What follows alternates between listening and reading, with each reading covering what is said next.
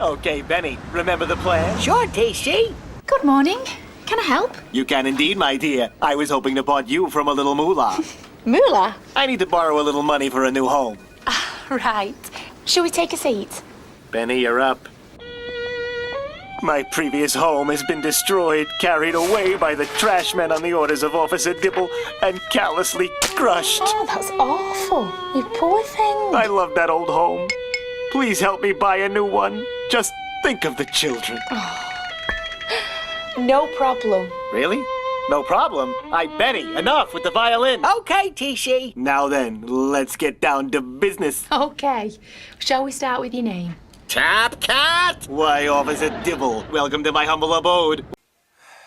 Where's that level of creativity in Steven Universe? He's the most tip-top, Top Cat. Holy shit.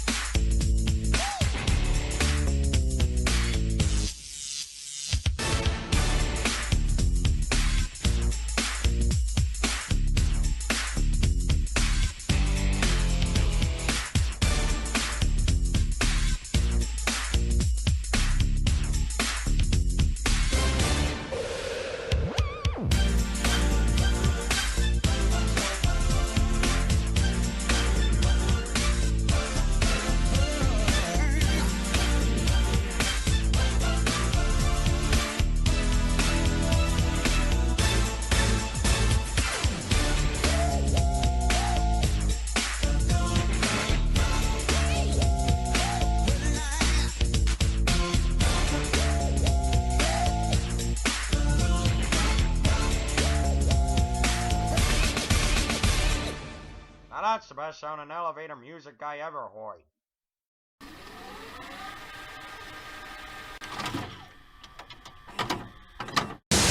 Last week has been a mess of trouble.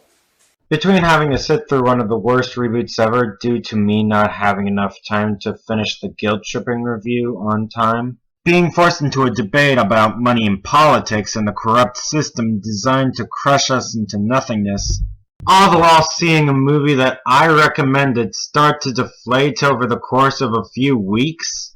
And on this, the 3rd anniversary of my taking YouTube seriously, the least Fate could do is update my Smash Fight roster. I mean, come on, is it that hard to fit Klaus between Lucas and Travis? Of course I needed something simple to sink my teeth into after all this shit I've been through. And right on cue, I managed to lay my eyes on the Suzuki Septuplets once again, and I figured I might as well revisit the anime I had checked out near the start of Season 2 once more, before trudging my way through yet another Robbie Walker script. Ladies and gentlemen, mob, time to riot loose with our fandom arson of 7 of 7, Episode 7, Cuisine Cook-Off. Who's the master of the midnight snack? Let's find out. Belts up, gang. We're about to land. The episode begins on a fantastic morning with eldest sister Nana serving miso soup with rice to her 6 sisters for breakfast. How about if we each take one day of the week to cook? No. Huh? Nana! What? What is it? What's wrong? What do you mean? The miso soup!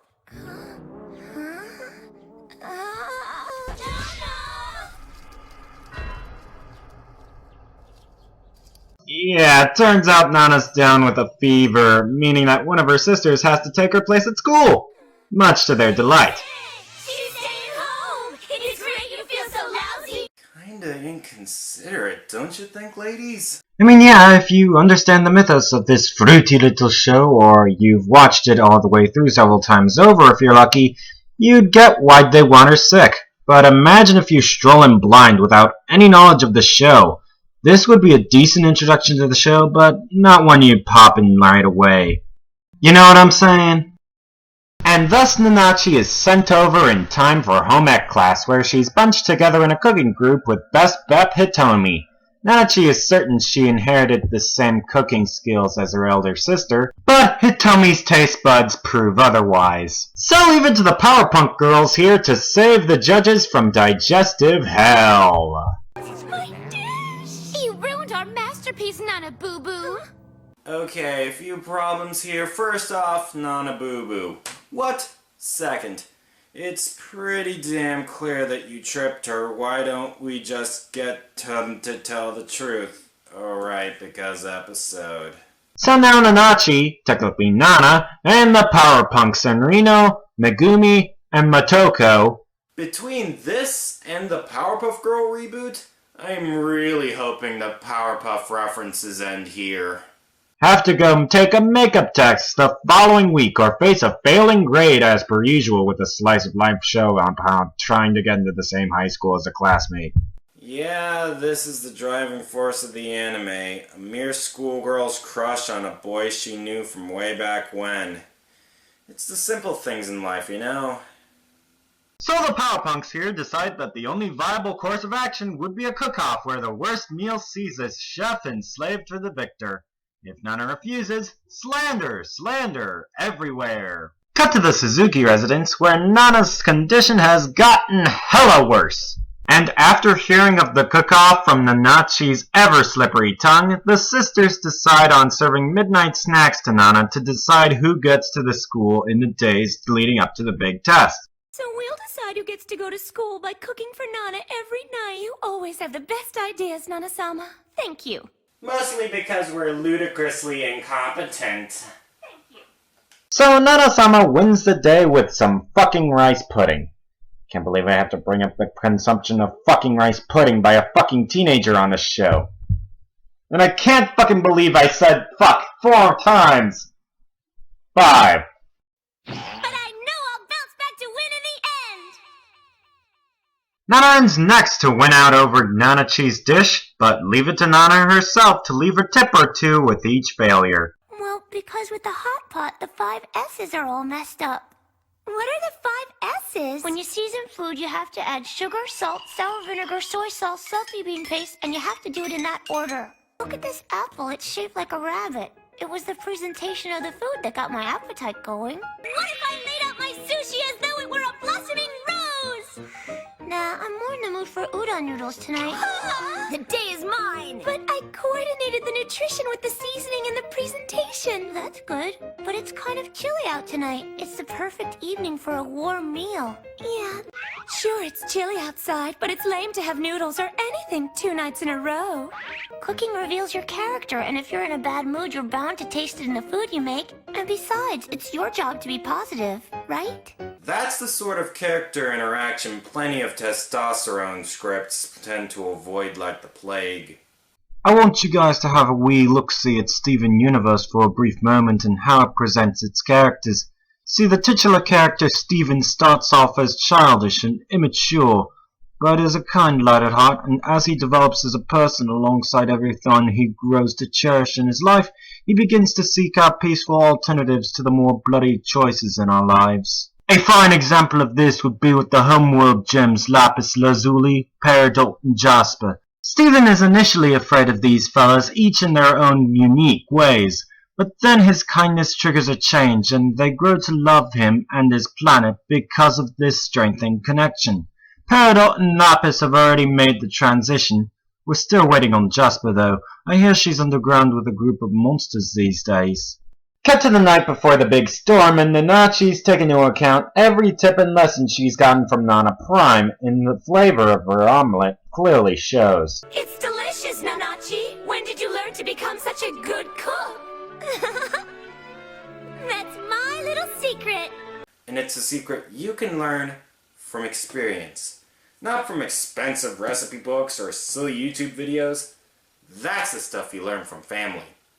And now the time has come to mobilize the Nana Rangers, since the Powerpunks will pull any dirty trick that can break out at a moment's notice, including swapping their home-cooked meal with goddamn takeout. But, uh-oh! Looks like Nana's fully recovered from being down in the mumps. Oh! And her feelings towards the current situation at hand? Well, I thought it was best to tell her the truth about everything, and she was cool enough to let me go. I was not cool! A cook-off? What does that mean? Oh, no way! Oh, no! I've gained weight! I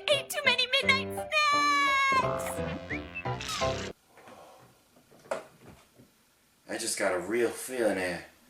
Even by MTV standards. It's about as big as AIDS, or music videos.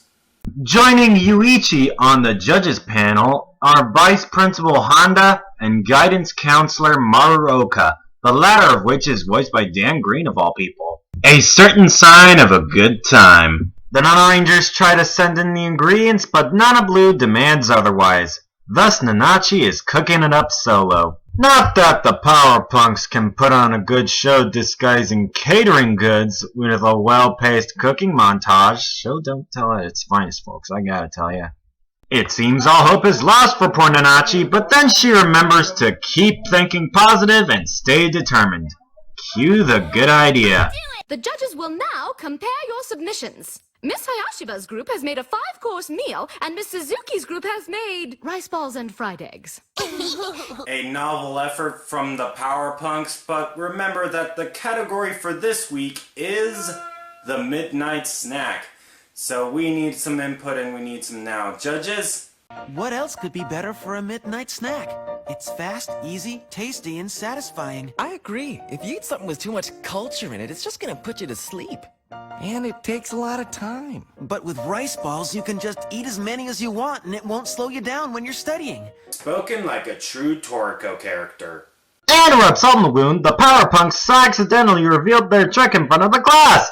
An automatic F right there. And so the Power Punks spend the rest of the day in slavery as the episode lives goddamn it all for my requirement to review 2 tunes next week ever after. Alright then, Nanachi will be our designated cook for the foreseeable future. No way, are you nuts? Nice save, Nana Rangers. Chris Hansen approves. Conclusion. This one is a well-made episode among the 26 episodes of this hidden gem of an anime. Nanachi's inability to cook follows one of the golden rules of storytelling Pixar had laid out before us, the punishment of the Power Punks for fraud lined up to an extent, and it fluently showcases the sisterly bond she shares with Nana. It's a very charismatic show is what I'm saying. Not as good as Steven Universe, but you could get behind them just fine. Compare this to Ratchet & Clank, where you get the gist of their characters within the first or second act. The characters are relatively likable for a video game movie, sure, but we don't get a lot of time with any of them. Not even with the dynamic the franchise whence this movie came is actually named for. The 7 of 7 characters obviously blow them out of the water with minimal effort because of this. I'm pretty sure the games would have worked well for a TV series with the team dynamic in Galactic Rangers alone, but as a movie where there's less time to develop the characters, hell no. I honestly have to apologize here for not anticipating how badly this film would bomb. I knew the inside references and rushed world building would do it in. I just didn't realize how bad it was when the bloke that gels with Ratchet the most wouldn't even be Clank. Hence why Nanachi's little tree here tripped up the dynamic duo and left Eggman's tomato sauce to reclaim the top spot. Sure, the film has its moments, but it wasn't made for number 1, neither was 7 of 7. It matters not if you mention it within the same breath as the greats, but the least it can do is be a decent prelude to the slice-of-life adventure genre to come. So we've seen an idea dip twice in a row now. Will the trend continue? Tune in, same fandom time, same fandom channel. Ladies and gentlemen of the mob, thanks for riding loose with our fandom arson. Like, favorite, comment, and subscribe if you're a conformist. And until next week, good fight, good night, and stay frosty. I'm at Comic-Con! Flash.